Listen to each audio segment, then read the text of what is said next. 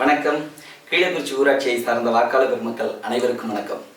நம்முடைய இன்னொரு 3 நாட்களில் வருகிற ஏப்ரல் 23ஆம் தேதி தமிழ்நாட்டினுடைய முதலமைச்சராக யார் வரணும் அப்படிங்கிறதுக்கான தேர்தல் நடக்க போகுது.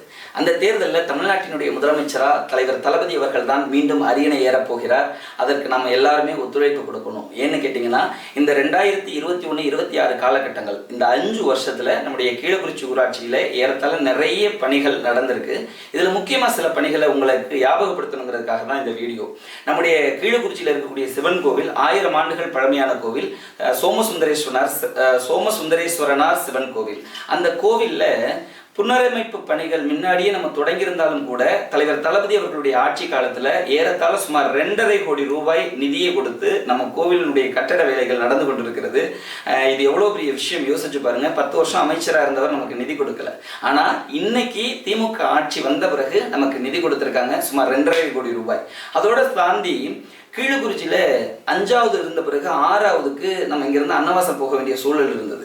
அந்த 5வது வரைக்கும் இருந்த பள்ளிக்கூடம் 8வது வரைக்குமாக தரம் உயர்ந்ததும் சரி, 8வது வரைக்கும் இருந்த பள்ளிக்கூடம் 10வது வரைக்குமா தரம் உயர்ந்ததும் சரி, 10வது வரைக்கும் இருந்த பள்ளிக்கூடம் 12வது வகுப்பு வரைக்கும், அதாவது 2010 12வது வரைக்குமாக தரம் உயர்ந்ததும் சரி, எல்லாமே நடந்தது திமுக ஆட்சியில தாங்கிறத இங்க இருக்கிற யாரும் மறந்துடக்கூடாது. ஏன்னு கேட்டீங்கன்னா, 8வது 5வது 8வது ஆச்சு, 8வது 10வது ஆச்சு, 10வது 12வது ஆச்சு. கல்வியில ஒரு புரட்சியை ஏற்படுத்தி இருக்கிறோம்.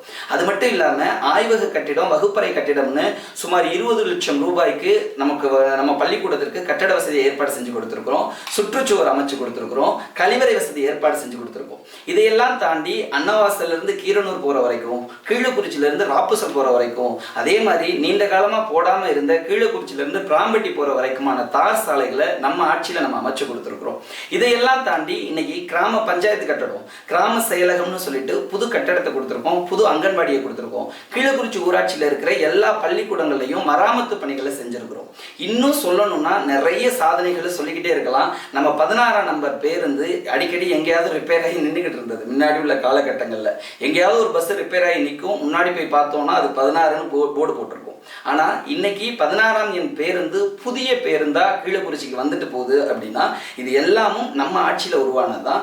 மறுபடியும் அமையவிருக்கிற ஆட்சியில கீழக்குறிச்சியில அரசு ஆரம்ப சுகாதார நிலையத்தையும் நெல் கொள்முதல் நிலையத்தையும், நம்முடைய பள்ளிக்கு தேவையான பிற்படுத்தப்பட்டோர் மாணவர்கள், பிற்படுத்தப்பட்டோர் தாழ்த்தப்பட்டோர் மாணவர்களுக்கான அரசு மாணவர் விடுதியையும், இது போன்ற பல திட்டங்களை உங்களுக்காக செய்ய நாங்க காத்திருக்கிறோம்.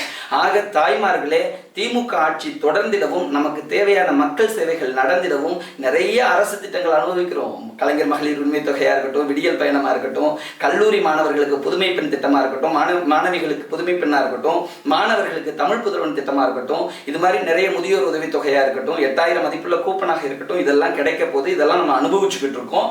தொடர்ந்து அரசினுடைய திட்டங்கள் கிடைப்பதற்கும், நம்ம பகுதி தரம் உயர்வதற்கும் உங்களுடைய மேலான ஆதரவை உதயசூரியன் சின்னத்தில் வாக்களித்து அண்ணன் வழக்கறிஞர் கே செல்லபாண்டியன் அவர்களை பெருவாரியான வாக்குகள் வித்தியாசத்தில் வெற்றியை தேடி தருவதற்கு இந்த கீழக்குறிச்சி ஊராட்சியை சார்ந்திருக்கிற கீழக்குறிச்சி, பிராம்பட்டி, கம்பகப்பட்டி, மலம்பட்டி, காயாம்பட்டி, வலங்கைமான், கள்ளிச்சிவயல், உகவயல், கோவில்வயல் உள்ளிட்ட கோவில்காடு உள்ளிட்ட வாக்காளர் பெருமக்கள் துணை நிற்க வேண்டும் என கேட்டு, உதயசூரியன் சின்னம் மறந்துடாதீங்க. வர ஏப்ரல் 23ஆம் தேதி வாக்குப்பெட்டியில் இருக்கிற 2வது சின்னமான உதயசூரியன் சின்னத்தில் உங்களோட ஓட்டை போடுங்க.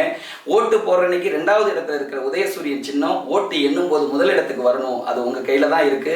நம்முடைய பகுதியினுடைய கல்வி வளர்ச்சிக்கும் அடிப்படை கட்டமைப்புக்கும் நீங்கள் துணை நிற்க விரும்பினீர்கள் என்றால் உறுதியாக உதயசூரியன் சின்னத்திற்கு உங்களுடைய மேலான ஆதரவை தரும்படி உங்கள் கால் பாதம் தொட்டு வேண்டுகிறேன். நன்றி, வணக்கம்.